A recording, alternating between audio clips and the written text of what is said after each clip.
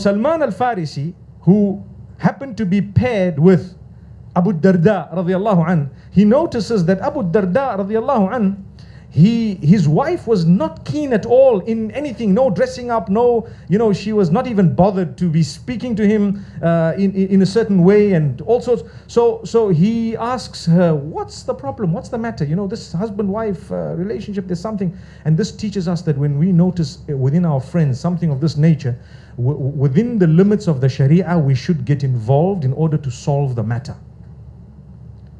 It's an act of worship to say, my sister, don't do this. And please don't give advice. I remember there was a lawyer once, a friend of mine went to him and said, I need you to represent me because of this, they're accusing me of this crime and we need to go to the court. And the lawyer says, just plead guilty. It's easier than for me to come.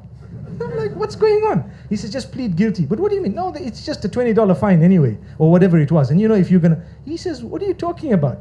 I'm asking you to represent me because I'm innocent. So the moral of it is sometimes people just tell a woman that, just get a divorce, it's over.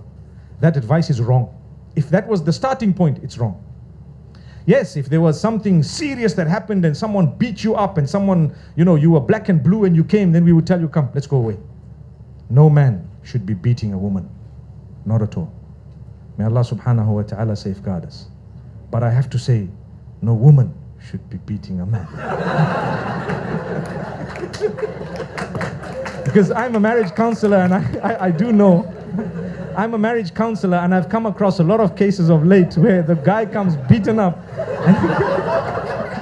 and he's too embarrassed to admit that, I've been beaten up by my spouse. So it goes both ways. This is not allowed and that's not allowed as well. But the point I'm raising is if someone gives you advice to say, just break your marriage, that's not an act of worship.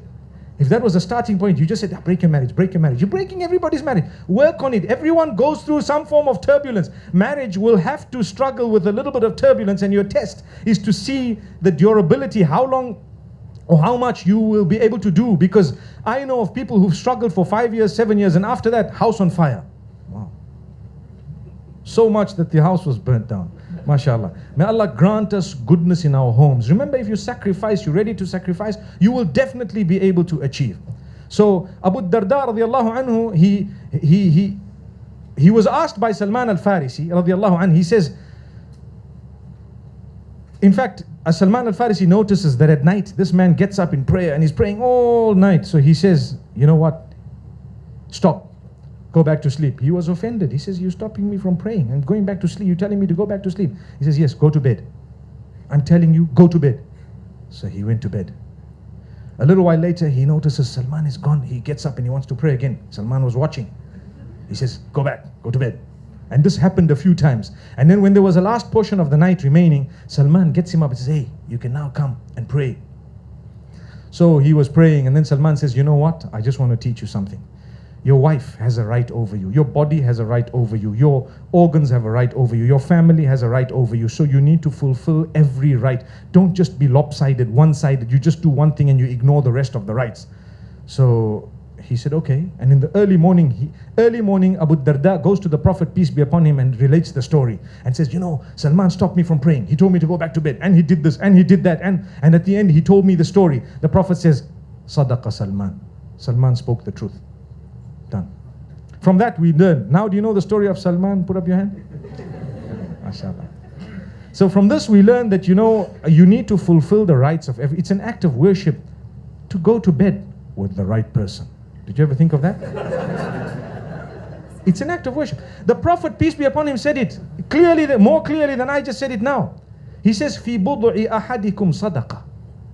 He says it's a rewardable deed if you were to go to bed to be intimate with your spouse. So the Sahaba they questioned him. They said, Ya Rasulullah, you mean, the wording that's used, I can't even use it in the English language, okay? He says, you mean, we're intimate with our spouses and we get a reward for it? He says, okay, if you were to, for example, be intimate with the wrong person, would you get, or would such a person get a sin? They said, yes. So he said, so if you were to do it with the right person, you would be rewarded. Amazing, amazing.